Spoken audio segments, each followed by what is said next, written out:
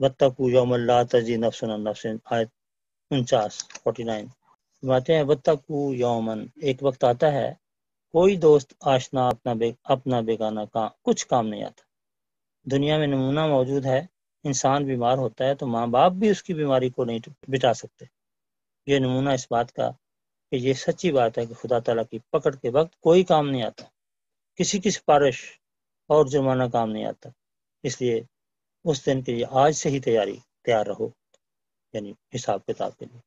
بس خدا تعالیٰ کے فضل کو یاد کر کے محبت الہی کو زیادہ کرو، غفلت اور کمزوریوں کو چھوڑ دو اور اپنے وعدوں کا لحاظ کرو کہ دین کو دنیا پر مقدم رکھیں گے، یعنی اس عہد کو یاد رکھو۔ رنج و راحت، عسر و یسر میں قدم آگے بڑھائیں گے، یعنی یہ عہد ہے۔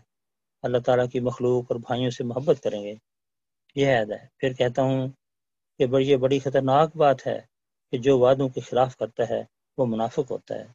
جھوٹ اور وعدوں کی خلاف ورزی کرتے کرتے انسان کا انجام نفاق سے مبدل ہو جاتا ہے۔